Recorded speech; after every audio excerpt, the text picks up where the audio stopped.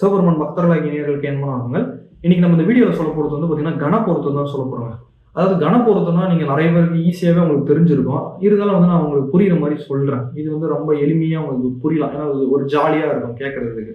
மற்றதெல்லாம் கிளாஸ் எடுக்கிற மாதிரி இருக்கும். இது ஒரு ஜாலியாக இருக்கும். அதாவது கணங்கிறது வந்து பார்த்தீங்கன்னா 3 கணம் இருக்குங்க. ஓகேங்களா? அந்த பொருத்தும் பாகத்தில் 3 கணம் இருக்கு. ஒன்று மனுஷ கணம், அதே மாதிரி தேவகணம், ராட்சச கணம். முதல்ல வந்து பார்த்தீங்கன்னா தேவகணத்தை நம்ம பார்ப்போம். தேவகணங்கிறதுனா ரொம்ப பொறுப்பா இருப்பாங்க. அவங்களுக்கு வந்து பார்த்தீங்கன்னா ரொம்ப பொறுப்பா இருப்பாங்க. ரொம்ப பிடிவாதமும் இருக்கும். அவங்களுக்கு பிடிக்காத விஷயத்த வந்து செய்யக்கூடாதுன்னு இருப்பாங்க. அந்த பிடிக்காத விஷயத்த யாருன்னா செஞ்சுட்டா அப்படியே அவங்கள ஒதுக்கிடுவாங்க. அவங்க கூட சேரவே மாட்டாங்க. அவங்களுக்கு யாருக்கு வந்து சூட்டபிளா இருக்கோ அவங்க கூட மட்டும்தான் பழகுவாங்க. இப்போ நான் சொல்ல மோஸ்ட்லி புரிஞ்சிச்சு. தேவகணம்னா அது வந்து ஒரு சிம்பிளா சொல்றோம்னா ஒரு மிடில் கிளாஸ் பையன் வந்து பார்த்தீங்கன்னா ஓரளவுக்கு அவனுக்கு வந்து ஏழைமையும் பழகி இருக்கும், கொஞ்சம் பணமும் பார்த்துருப்பான். அப்படி விஷயம் இருக்கு. இது வந்து பார்த்தீங்கன்னா ராயல் மாதிரி. அதாவது தேவகணங்கிறது வந்து ரொம்ப ராயல் மாதிரி. அவங்க வந்து அவங்க நினைக்கிற மாதிரி தான் இருப்பாங்க. மற்றபடி யாருமே அட்ஜஸ்ட் ஆக மாட்டாங்க. அவங்க கேரக்டரும் வந்து நல்லா ரொம்ப வந்து இந்த சூரியன் சந்திரன் இவங்கெல்லாம் தேவர்கள் தானே. தேவகணம்னா அந்த அளவுக்கு ஒரு ஹை குவாலிட்டி மாதிரி வச்சிருப்பாங்க. அவங்க இப்படிதான் இருக்கணும் ரூல்ஸ் போடுவாங்க. அது மாதிரிலாம் செட் ஆகாது. இது வந்து பார்த்தீங்கன்னா இந்த கணங்க. அது வந்து தேவகணம். தேவர்களுக்கு வந்து அப்படியே ஆப்போசிட்டா இருக்கிறது யாரு? ராட்சசகம். ஏன்னா அவங்க சண்டை போட்டுக்குவாங்களே. ஏன்னா தேவர்களை வந்து அடக்கி ஆள்றது, இந்த சூரபத்மன் வந்து அடக்கி ஆள்றது, ராவணன் வந்து அசுர குலத்தை சேர்ந்தவன். அவன் வந்து பார்த்தீங்கன்னா தேவர்களை அடக்கி ஆள்றது, நவகரங்களை அடக்கி அடிமைப்படுத்துறது, அந்த இது பண்ற அசுரர்களும் தேவர்களும் சண்டை போட்டுக்கிறது, இந்த மாதிரி விஷயங்கள்லாம் பண்றது. நவகிரகங்கள்ல கூட பார்த்தீங்கன்னா வந்து பார்த்தீங்கன்னா ராகு வந்து பார்த்தீங்கன்னா ஒரு அசுர குலத்துல சேர்ந்தவர். அப்படி அவரோட உடம்புல பிரிஞ்சதுனால கேதுவும் வந்து அசுரத்தன்மையில செயல்படுது. அப்புறம் வந்து சூரிய சந்திரன் வந்து அவங்களோட டைப் ஒரு மாதிரியும் இருக்குது. இந்த ராகு கேதுவோட டைப் வந்து ஒரு மாதிரி இருக்குது. ஓகேங்களா? ஏன்னா இவங்க ஒரு 2 பேரும் வந்து அசுரத்தன்மையில இருக்காங்க. அப்புறம் வேறுபாடுங்கிறது ஒரு புரிஞ்சிருக்கு. இது ஒரு இன்ட்ரெஸ்டிங்கா இருக்குல்ல டாபிக் சொன்னா. அதுக்கப்புறம் இவங்களும் பிடிவாதம் உலகத்துல இல்லாத பிடிவாதம் இருக்கும். இந்த ராட்சசகன் வந்து யாருக்கும் அடங்கி போற தன்மை கிடையாது. தேவகணம் தான் அவங்க பிடிச்சா இருப்பாங்க, பிடிக்கலாம் ஒதுங்கி போயிடுவாங்க. இவங்க வந்து இதை செஞ்சுதான் ஆகணும், அதை பண்ணித்தான் ஆகணும் அப்படிங்கிற மாதிரி வந்து ரொம்ப அந்த கட்டாயப்படுத்துறது, ரொம்ப ஃபோர்ஸ்ஃபுல்லா இருக்கிறது.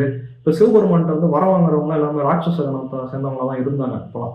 ஏன்னா வந்து முனிவர்கள் அமைதியாக தவம் வந்துட்டு கொடுக்குற வரைக்கும் வெயிட் பண்ணுவாங்க. இவங்க ராவணன் என்ன பண்ணான்? அப்படியே தவம் பண்ணிட்டே இருந்தான். பிரம்மதேவர் வரலன்னு தலையை வெட்டிட்டான். எனக்கு வந்து நான் தவம் பண்ணிட்டேன், எனக்கு வந்து வரல நீங்க, நான் வந்து என்னோட தலையை உங்களுக்கு தானியா போடுறேன்னு சொல்லிட்டு அப்படியே வெட்டிட்டு அடுத்தடுத்த ஸ்டெப் வந்து கொஞ்சம் ஹை பிச்சில் போகும். அது வந்து அசுர தன்மையில இருக்கிறது தேவானந்தத்துக்கு செட் ஆகாது. இது உங்களுக்கு புரிஞ்சிருக்கும் நான் சொல்ற ஒரு கருத்துனால. அடுத்து மனுஷகணம்னா நம்மளாம் வந்து மனிதர்கள் தான். முதல்ல நம்மளாம் மனிதர்கள் தான், எல்லாரும் மனிதர்கள் தான். மனிதர்களோட தன்மை என்னது? அட்ஜஸ்ட் பண்ணிக்கிறது, கொஞ்சம் ஒரு காசு இருந்தால் கரெக்டாக அளவோட இருப்பாங்க. அவங்களுக்கு வந்து ஓரளவுக்கு சாப்பிட்டுட்டு நிம்மதியாக திருமண வாழ்க்கையை வாழ்ந்துக்கிட்டு நிம்மதியாக ஹாப்பியாக ஓரளவுக்கு வந்து கொஞ்சம் அட்ஜஸ்ட் பண்ணிக்கிட்டு சில விஷயங்கள் எல்லாமே ஒரு பொய் பேசிக்கிட்டு மாற்றிக்கிட்டு இப்படி ஒரு நேச்சுரலாக இருப்பாங்க மனித தன்மையாக. ஓகேங்களா? மனித தன்மையாக இருப்பாங்க. இவங்க 2 பேருமே வந்து கொஞ்சம் எக்ஸ்ட்ரீமில் இருப்பாங்க. தேவகணமும் சரி அசுரகணமும் சரி. ஓகேங்களா? அதனால வந்து தேவகணத்தை வந்து அசுரகணத்தோட இணைக்கக்கூடாது. ஏன்னா அதுக்கு நட்சத்திரங்கள் இருக்கு. ஓகேங்களா? 27 நட்சத்திரங்கள் வந்து இருக்குது. தேவகணம் அசுரகணம்னு சொல்லிட்டு நட்சத்திரங்கள் இருக்கு. அந்த நட்சத்திரங்கள் வந்து தேவகணத்தை வந்து அசுரகணத்தோட இணைச்சிடவே கூடாது. இதுதான் பாயிண்ட். அதே மாதிரி பார்த்தீங்கன்னா ஒரு பெண் வந்து ராட்சச கணமா இருந்துச்சுன்னா அது வந்து ராட்சச கணத்தை மட்டும்தான் கல்யாணம் பண்ணணும். இது ஒரு ரூல்ஸ். இந்த மாதிரி இருக்குதுங்க. மெயினா பெண் வந்து ராட்சச கணமா இருந்துச்சுன்னா ஒரு ஆண் வந்து தேவகணமோ மனுஷகணமோ இருந்துட்டா அது ரொம்ப சித்திரவதையாயிடும், ரொம்ப அடங்காத தன்மையாயிடும். ஒரு ராட்சசகனா அவங்க அந்த பெண் ராட்சசகனா ஆண் ராட்சசகனமா இருந்தாலும் அவங்களுக்கு ஈக்குவல் ஃபைட்டா இருக்க முடியும். அது வந்து இருக்கும். இது வந்து ஆணுக்கு வந்து ராட்சசகனமா இருந்துச்சுன்னு வச்சுங்க, பெண் வந்து ராட்சசகனமா இருந்தாலும் சூப்பர், மனுஷகனமா இருந்தாலும் அட்ஜஸ்டபிள். தேவகணம் மட்டும் கூடாது. இதாங்க ரூல்ஸ். சரி, இது நான் சொன்னா உங்களுக்கு குழம்புற மாதிரியே இருக்கும். இது வந்து ஒரு சின்னதா சொல்லி நம்ம ஒரு விஷயத்த சொல்லிட்டோம்.